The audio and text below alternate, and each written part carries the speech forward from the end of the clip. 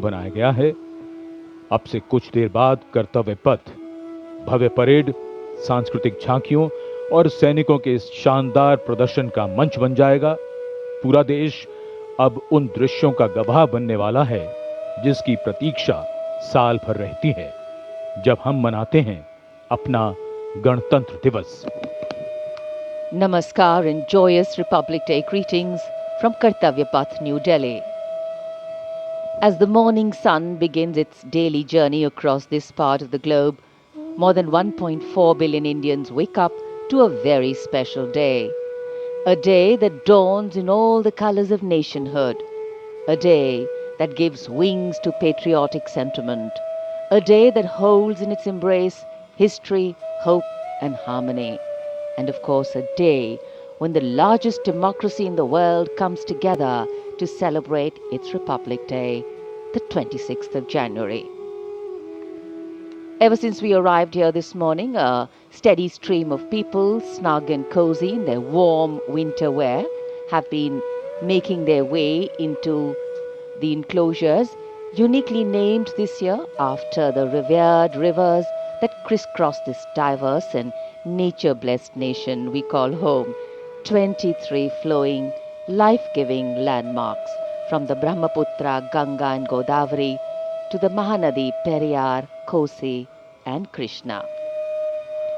In a short while from now, Kartavya Path will resonate with a beautifully orchestrated display of dynamism, discipline and daring in perfect symphony with color, culture and creativity. 77वां गणतंत्र दिवस यानी हमारा सबसे महत्वपूर्ण राष्ट्रीय पर्व हर भारतीय के लिए एक गर्व और गौरव का अवसर प्रदान करता है। गणतंत्र दिवस के पावन अवसर पर राष्ट्रीयता के रंगों से दमकता कर्तव्य पथ, जहां आज भव्य परेड का आयोजन होगा और कर्तव्य पथ के पश्चिमी छोर पर स्थित है देश के लोकतांत्रिक मूल्यों का सशक्त प्रतीक राष्ट्रपति भवन। रायसीना पहाड़ी पर स्थित भव्य राष्ट्रपति भवन के प्रांगण से देश की सशस्त्र सेनाओं की सर्वोच्च कमांडर भारत की राष्ट्रपति माननीय श्रीमती द्रौपदी मुर्मू इस वर्ष गणतंत्र दिवस के हमारे खास मेहमानों के साथ समारोह पूर्वक कर्तव्य पथ की ओर प्रस्थान करेंगी। कर्तव्य पथ पर बड़ी संख्या में आज सुबह से ही इस समारोह का आनंद लेने के लिए देश दुनिया के और एनसीआर के कोने-कोने से लोग पहुंच रहे हैं। Kartavya Path, an avenue that has witnessed the unfolding of India's republic across generations, lined with vibrant enclosures and animated by the faces of citizens from every corner of the country. Kartavya Path comes alive as a celebration of unity in diversity. Here, history meets the present, where tradition walks alongside aspiration and the spirit of the Constitution finds visible expression. Each fluttering tricolour, each expectant glance reflects pride in a republic shaped by courage, service and shared purpose. Republic Day, year after year, stands as a reminder of India's remarkable journey as a democracy, rooted in sacrifice, strengthened by institutions and carried forward by its people.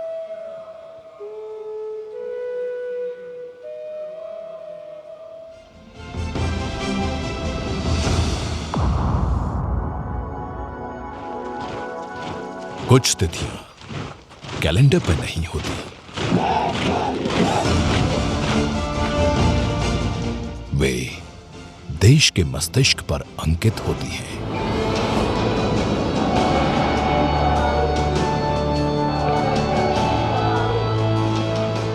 26 जनवरी।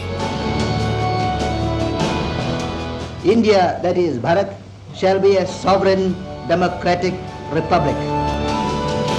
सन 1950 भारत स्वयं से साक्षात्कार करता है।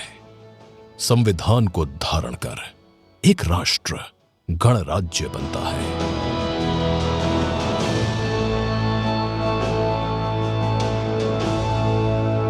प्रथम गणतंत्र दिवस 26 जनवरी 1950 के दिन दिल्ली महानगर के इरविन एम्फी थिएटर में संपन्न हुआ।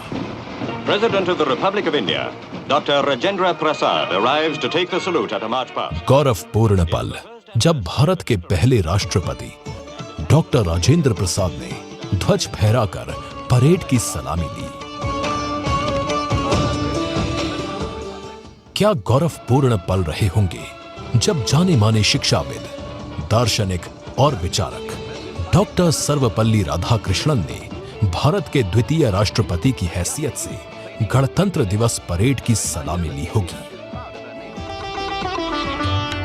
President of India, Dr. Zakir Hussain took the salute. स्वतंत्रता सेनानी और जाने माने शिक्षाविद डॉक्टर जाकिर हुसैन भारत के तीसरे राष्ट्रपति रहे और गणतंत्र दिवस पर ध्वज फहराकर भव्य परेड की सलामी ली। Watched by special guest Madam Tito and Mr. time off to enjoy a happy day.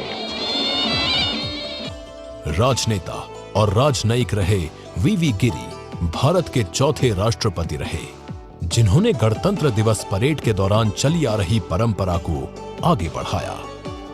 बतौर पांचवें राष्ट्रपति फखरुद्दीन अली अहमद ने गणतंत्र दिवस परेड की गरिमा को बरकरार रखते हुए परंपरागत रूप से अपना दायित्व निभाया। राष्ट्रपति महोदय, सारे जहां से अच्छा हिंदुस्तान हमारा, गर्व से परेड करती हुई भारतीय सेना और उसी शान से सलामी लेते हुए भारत के छठे राष्ट्रपति नीलम Sanjeev Reddy. The President alights, followed by the Nigerian President. सत्यमेव जयते के मंत्र को हृदय में बसाकर पारंपरिक रूप से गणतंत्र दिवस परेड की शोभा बढ़ाते हुए हमारे शस्त्र बल और उनको सलामी देते हुए भारत के 7वें राष्ट्रपति ज्ञानी सैल सिंह, भारत के 8वें राष्ट्रपति आर वेंकटरमण इस गौरवशाली पल के साक्षी। सजा हुआ राजपथ और भव्य परेड और बतौर देश के 9वें राष्ट्रपति ध्वज फहराते हुए doctor Shankar Dayal Sharma.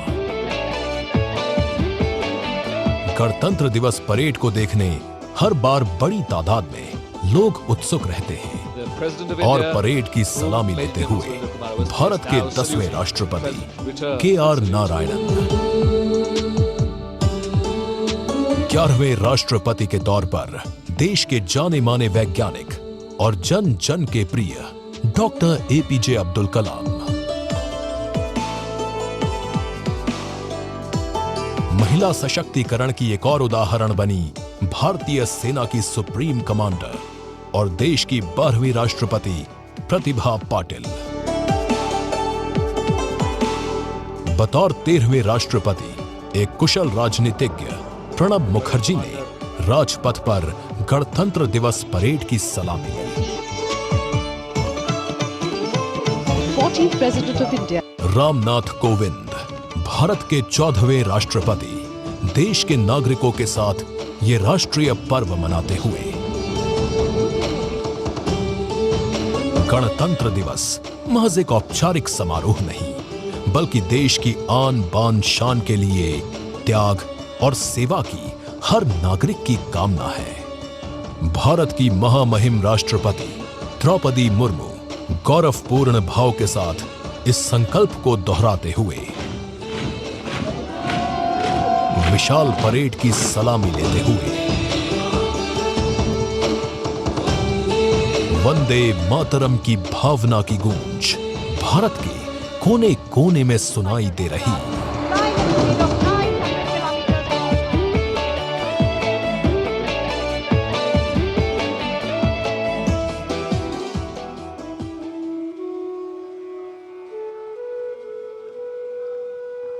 As the Republic Day parade unfolds today along the Kartavya Path, the Indian Army will showcase the Battle Army formation, a dynamic presentation that demonstrates how a modern battlefield is organized and fought. Leading the formation will be reconnaissance elements, the vigilant eyes and ears of the army, gathering vital intelligence and ensuring a safe and secure advance for the troops. They will be followed by the battlefield shaping elements. At the core of the formation will be the combat elements, infantry, armored and mechanized forces which deliver decisive action, secure territory and protect the nation with courage and resolve. Supporting them are the combat support elements, including artillery, air defense, engineers, and the signal units, providing firepower, protection, mobility, and seamless communication. Following the fighting forces are the logistics elements, ensuring uninterrupted supply, and the medical support and rapid battlefield recovery. All will be demonstrated here today. Today, we also have the animal contingent of the Indian Army known as the Him Yodha, who support our Yodhas in the Himalayas and the Siachen. In this, you will see the Bactrian camel, Zanskari pony, black-eyed raptor and the indigenous breed of dogs. So winter has this beautiful way of foregrounding the importance of warmth in our lives. And today, as we see camaraderie, warmth on display here in the enclosures, patriotic fervor, national celebration takes on new meaning.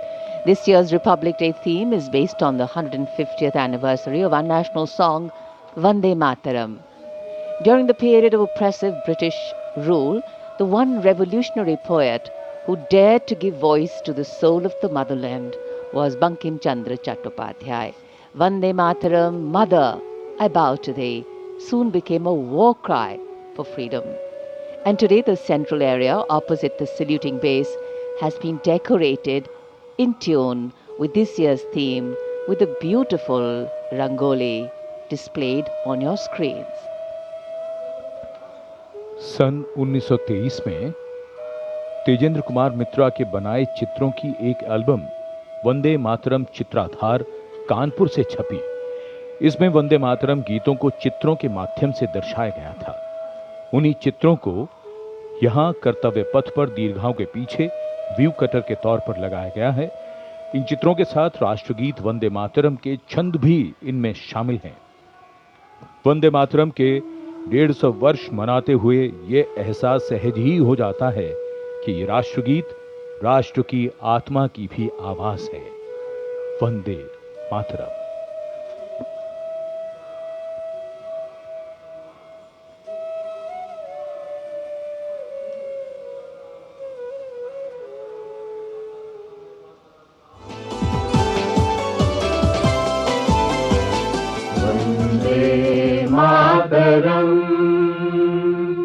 Vande Mataram. कुछ पंक्तियां सिर्फ गीत नहीं होती, वे राष्ट्र की चेतना बन जाती हैं। वंदे मातरम भी एक ऐसा ही अमर स्वर है। वंदे मातरम की रचना बंकिम चंद्र चट्टोपाध्याय ने की थी। यह गीत उनके प्रसिद्ध उपन्यास आनंद मठ में सम्मिलित हुआ और शीघ्र ही भारत के स्वतंत्रता आंदोलन का प्रेरक मंत्र बन गया। 1896 में भारतीय राष्ट्रीय कांग्रेस के अधिवेशन में रविंद्रनाथ टैगोर द्वारा वंदे मातरम का प्रथम सार्वजनिक गायन हुआ और तभी से यह गीत देश की आजादी की लड़ाई में जन जन की आवाज बन गया। 1905 में बंग भंग आंदोलन के दौरान वंदे मातरम ने एक गीत से आगे बढ़कर राष्ट्रीय जागरण का रूप ले लिया। जुलूसों, सभाओं और जेलों तक यही स्वर गूंजता रहा। स्वतंत्र भारत में 24 जनवरी 1950 को संविधान सभा ने वंदे मातरम को भारत के राष्ट्रीय गीत के रूप में मान्यता प्रदान की। वंदे मातरम किसी धर्म, किसी काल या किसी राजनीति का गीत नहीं, यह उस माँ की वंदना है जिसकी गोद में हिमालय की ऊंचाई भी है और सागर की गहराई भी। आज जब भारत वंदे मातरम के 150 वर्ष पूर्ण होने का गौरवशाली उत्सव मना रहा है, यह गीत केवल इतिहास नहीं, हमारी राष्ट्रीय चेतना का जीवंत प्रतीक बनकर हमारे साथ खड़ा है। और यही कारण है कि इस वर्ष के गणतंत्र दिवस समारोह की भावना भी एक ही स्वर में गूंजती है। स्वतंत्रता का मंत्र Vande Mataram.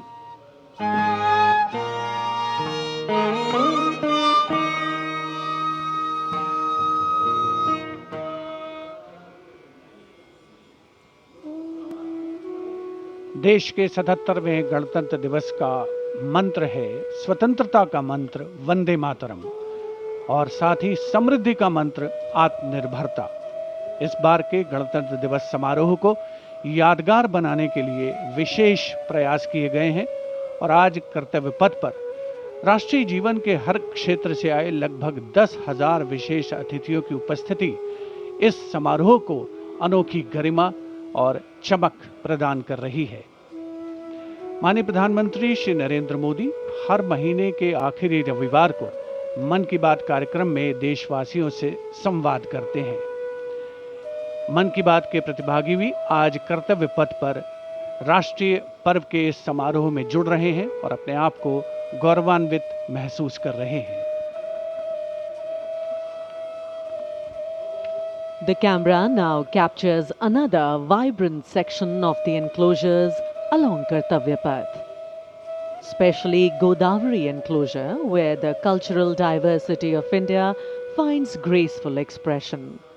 Guests seated here are seen, few of them, in traditional and ceremonial attire. Their colors and styles reflecting the many regions and traditions of the country.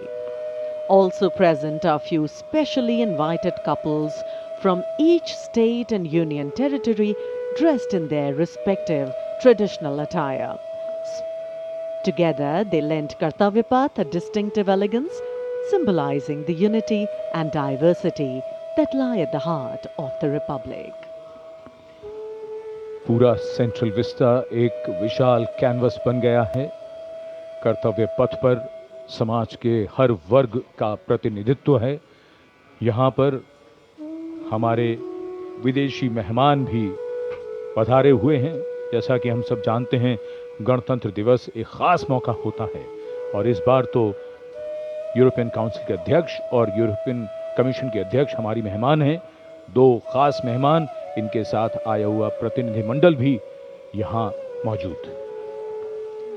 Our chief guests for this year's parade are Mr. Antonio Costa, the President of the European Council, and Madam Ursula von der Leyen, the President of the European Commission. They shall arrive here shortly with the President of India, Srimati Draupadi Murmu. The relationship between India and the European Union rests on shared values and principles, including democracy, rule of law, a rules-based international order, and commitment to effective multilateralism. The EU is among India's top overall trading partners in both goods and services.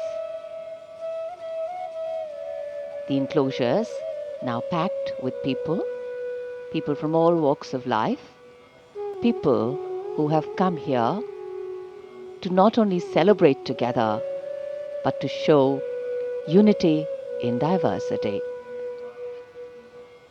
It is our pleasure and privilege to have our foreign dignitaries and the guests to celebrate our 77th Republic Day with us.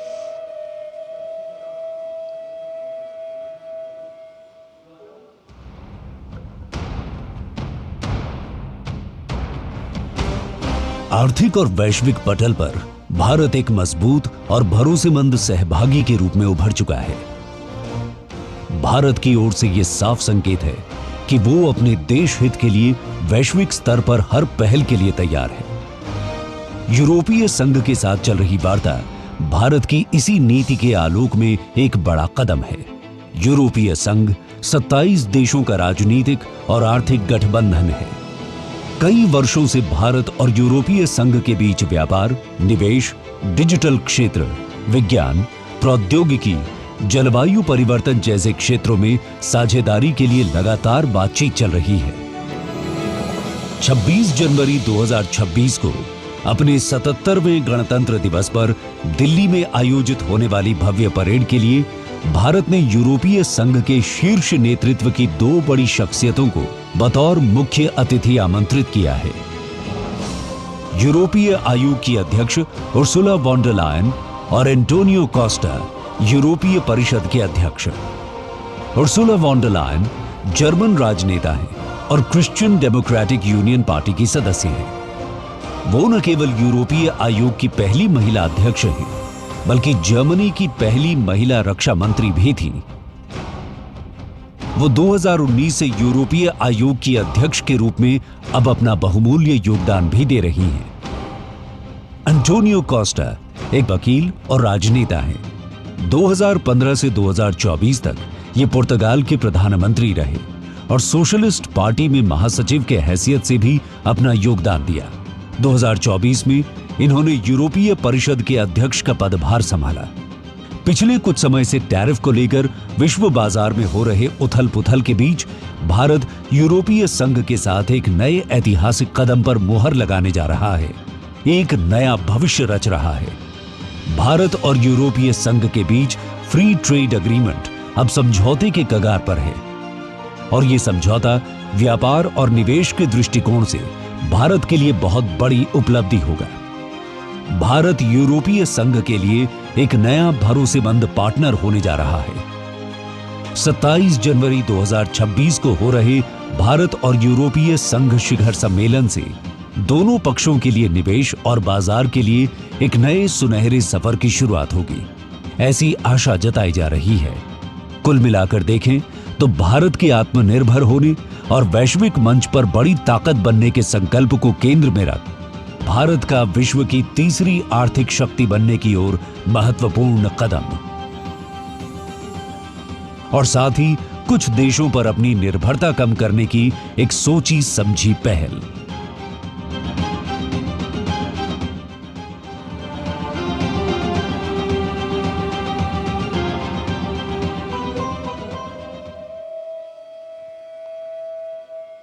कर्तव्य पथ के दोनों ओर जीवनदायिनी नदियों के नाम पर बनी दर्शक दीर्घाओं में उत्सुकता और गौरव की भावना भरे खास और साधारण जन।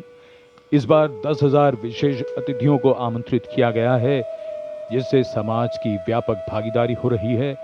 इन दीर्घाओं में आपदा मित्र हैं, जो एनडीएमए के सबसे अच्छा प्रदर्शन